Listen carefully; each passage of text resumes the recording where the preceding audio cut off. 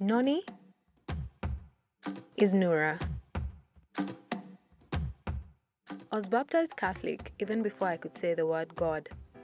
As I grew up, I learned that God is God. There's none like Him. He is the Creator. During my years in Tanzania, at the age of 5, I became inquisitive about the way that Muslim ladies dress up. Something about Islam felt right with me. It was one, the way that they dressed. It seemed very pretty. It was sexy in not an overly showing off everything way, and they were also graceful. They were poised. They seemed very calm, like they weren't battling with themselves. Like I used to see people and they'd have stress on their face, and I'd look at Muslim women and their daughters, and they'd just be very happy, and so that's what pushed me to ask them, what's with Islam, how do you pray, what it is. Yeah. Maybe it was the fact that I literally grew up hearing the adhan.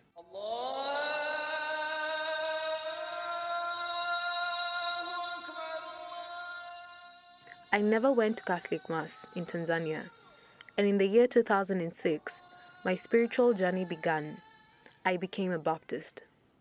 To this day, I know that Christ taught us to love, and I felt secluded because for 7 years I was an alcoholic.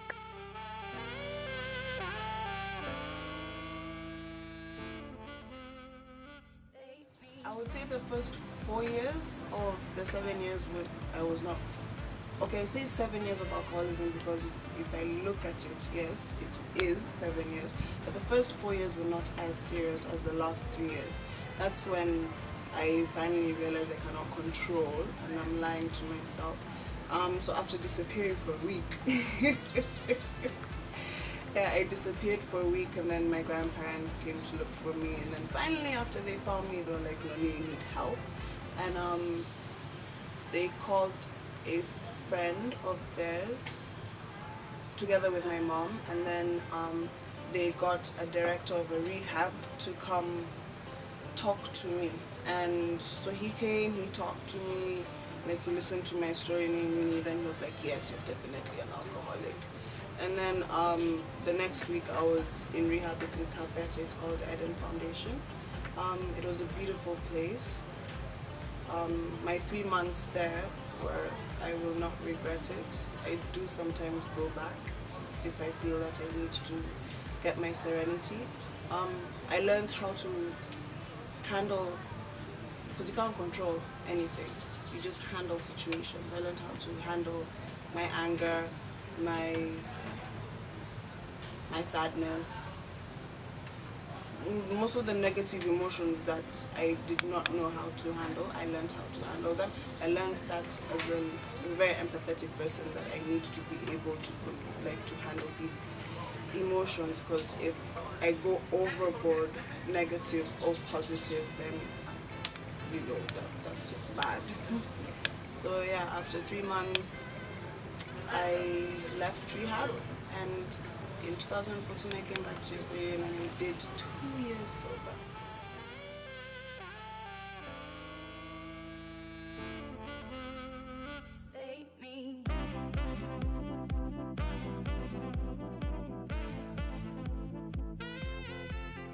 My first taste of alcohol was at 14.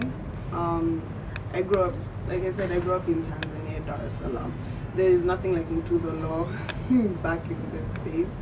And I generally had friends who were older than me. My best friend was 16, and her mom was a manager of a club. So after school used to end at 2. So after school it was go over to my best friend's house, there's wine or something, so just have a little bit here and there. It didn't seem like a problem until things started going wrong at home. My mom was a victim of domestic abuse, and I witnessed a lot of the fights that happened between her and my dad. And in trying to cope with that, I ended up drinking more and more. In 2015, I reverted to Islam because to me, Islam is pure love, peace, and kindness. That is all I saw and ever wanted. My life surely has taken many turns from a Catholic to a Baptist, going through alcoholism, and now I am a Muslima. And you know what? We worship the same God. We just complicate things.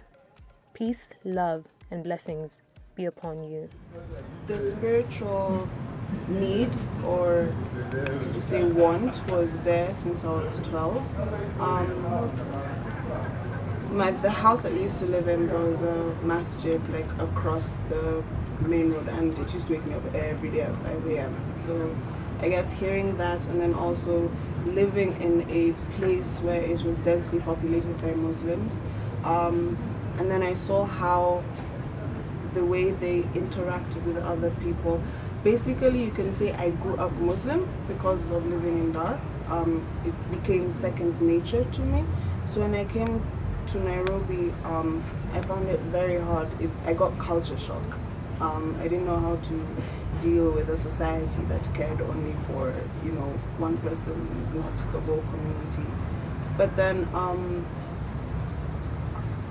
what happened is that at some point, like not going to church and then going to rehab, I ended up telling myself after rehab, I can only do what makes me happy, and I shouldn't be doing things for other people. So if I want to be Muslim, then I can be Muslim, and no one can tell me otherwise.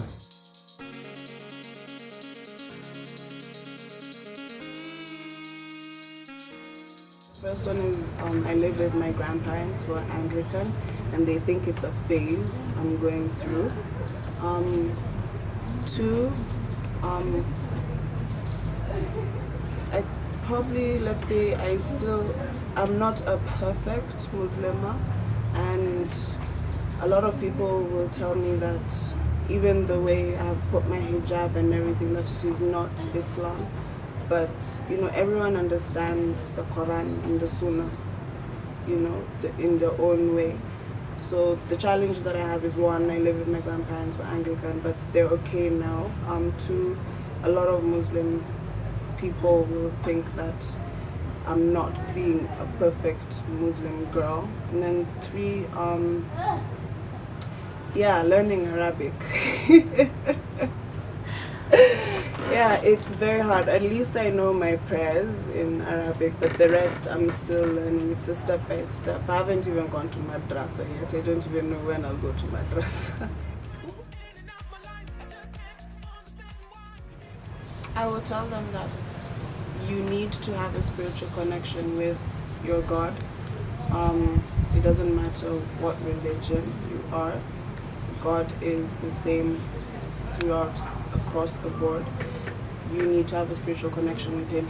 He will tell you who you need to listen to and who you need to cut off in your life, because unfortunately you will need to cut off some people. You need to find your own happiness. No one can make you happy. No one can tell you, sweetheart, this is what's gonna make you happy. You need to be happy. You need to find what makes you happy and then actively pursue it. You will face very many challenges. This is where you are right now is just the first of very many challenges. You'll get others, and you will end up learning about who you are and how you will react to certain situations. And never regret your past. Learn from the mistakes and move on very swiftly. And be you. Don't look at society and decide that society has told you who you need to be. Look at yourself and decide who you are, and if no one likes it, then God will remove them from your life. I don't know. No, like I seriously don't know. I don't. I'm still learning. I'm still in SIU. I'm going to graduate in 2017. I'm doing a degree in journalism and a double minor in psychology and environmental science. Who knows? God, it's up to Him.